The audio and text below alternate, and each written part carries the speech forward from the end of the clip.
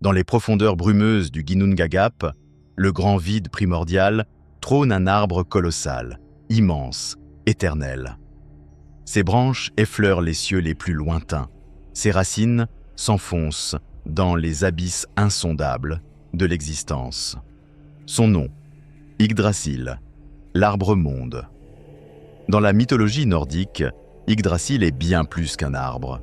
Il est le pilier central de l'univers, l'axe du monde, le lien vivant entre les royaumes célestes, terrestres et souterrains.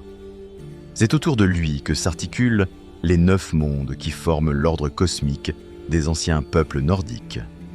Aujourd'hui, nous allons voyager à travers ces 9 mondes. Des royaumes de lumière aux terres de flammes, des royaumes des dieux aux terres gelées du néant. Asgard, le royaume des dieux. Tout en haut de l'arbre-monde se trouve Asgard, le royaume des As, les dieux guerriers de la mythologie nordique. C'est ici que réside Odin, le père de tout, Thor, le dieu du tonnerre, Frigg, la déesse mère, et bien d'autres divinités majeures. Asgard est un monde de beauté majestueuse, ceinturé par un immense mur construit par un géant et son cheval magique, Svadilfari. Ce mur protège la cité des dieux contre les assauts des géants de glace. À l'intérieur se trouvent de nombreuses salles mythiques, comme le Valhalla, la grande salle d'Odin, où les âmes des guerriers valeureux tués au combat, les Einherjar, vivent en festoyant jusqu'au jour du Ragnarök. Mais Asgard, malgré sa splendeur, est aussi un lieu de tension, de secret et de présage. Car même les dieux savent que la fin approche. Alfheim, le monde des elfes de lumière. À proximité d'Asgard, baigné de lumière dorée, se trouve Alfheim, le royaume des elfes lumineux, aussi appelé Ljósálfar. Ce monde est dirigé par Freyr, dieu de la fertilité, de la paix et des récoltes. Alfheim est décrit comme un endroit d'une beauté pure et irréelle.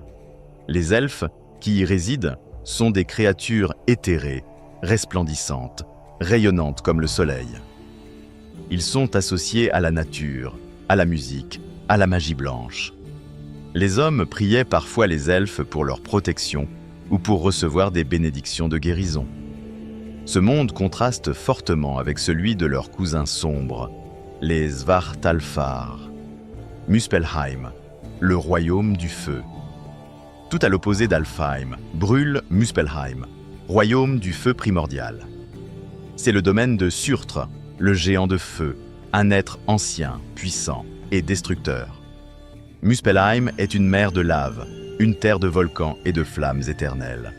Rien n'y pousse, rien n'y survit, sauf ceux qui sont faits pour le feu.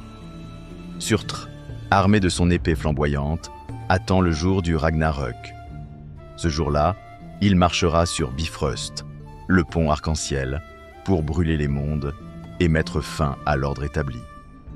Muspelheim est le feu originel, opposé au givre de Niflheim. Ensemble, ces deux forces ont engendré la première vie. Niflheim, le royaume du givre et de la brume. Niflheim est l'un des mondes les plus anciens. Il est le royaume de la glace, de la brume et du froid mordant. Un monde de ténèbres et de silence, où la lumière ne pénètre jamais. On y trouve la source Vergelmir, un puits sacré d'où jaillissent de nombreuses rivières, et où réside le dragon Nidögr, qui ronge sans cesse les racines de Yggdrasil.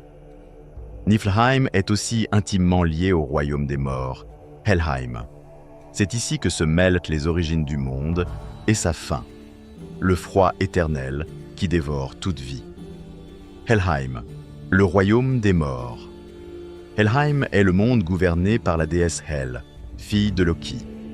C'est le royaume où vont les âmes de ceux qui sont morts de maladie, de vieillesse ou sans gloire. Il est souvent confondu avec Niflheim, mais en réalité, Helheim est une région spécifique du royaume gelé. C'est un monde sombre, silencieux, sans retour.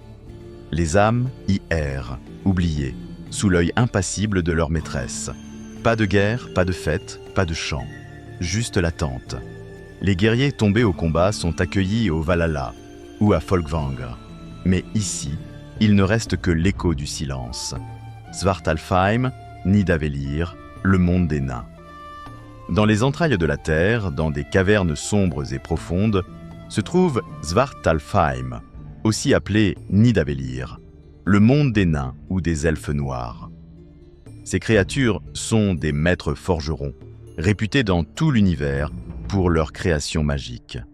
C'est eux qui ont forgé les plus puissants artefacts des dieux. Mjolnir, le marteau de Thor, Gungnir, la lance d'Odin, et même Draupnir, l'anneau au pouvoir d'abondance. Svartalfheim est un monde industrieux, fait de tunnels, de forges incandescentes et de merveilles cachées. Les nains sont secrets, solitaires, mais essentiels à l'équilibre des mondes. Vanaheim, le monde des dieux, Vaness. Vanaheim est le royaume des Vanir, les dieux liés à la nature, à la fertilité et à la magie ancienne. Parmi eux, Njord, dieu de la mer et du vent, et ses enfants, Freyr et Freyja. Vanaheim est un monde de rivières abondantes, de forêts luxuriantes et de plaines fertiles. Autrefois, les Vans et les As se sont fait la guerre, mais un traité de paix les a unis. Depuis, les deux panthéons coopèrent, bien que les Vans restent mystérieux et moins belliqueux que leurs cousins d'Asgard. On dit que leurs pratiques magiques sont anciennes, profondes et plus proches de la nature sauvage. Midgard, le monde des humains. Midgard, c'est le monde des hommes, le nôtre. Il est situé au centre de Yggdrasil, entouré d'un océan gigantesque et protégé par le serpent Jörmungandr, qui enserre le monde de son corps. Midgard est relié à Asgard par Bifrost, le pont arc-en-ciel. Les dieux veillent sur les humains, parfois. Mais les hommes doivent vivre par eux-mêmes, grandir, aimer, lutter, puis mourir. C'est un monde de beauté fragile, d'espoir, de tragédie. La particularité de Midgard, c'est qu'il est le seul monde où la destinée peut être changée par les actes des mortels. Jotunheim, le monde des géants. Enfin, au-delà des montagnes, dans les contrées sauvages et imprévisibles, se trouve Jotunheim, le royaume des Jotun, les géants. Ce sont les ennemis ancestraux des dieux, force primordiale du chaos, de la nature brute, indomptée. Ce monde est peuplé de créatures colossales, de forêts sombres, de pics glacés et de tempêtes violentes. C'est ici que vit Loki, d'origine géante, et c'est ici qu'a été conçu le premier géant, Ymir, issu du contact du feu de Muspelheim et de la glace de Niflheim. La forteresse de Utgard se dresse au cœur de Jotunheim, et rares sont ceux qui en ressortent vivants. 9 mondes, 9 royaumes suspendus autour de l'arbre-monde. Un équilibre fragile, constamment menacé. Des dieux, des monstres, des hommes, tous liés à Yggdrasil, tous liés par le destin. Car même les dieux ne peuvent fuir la prophétie.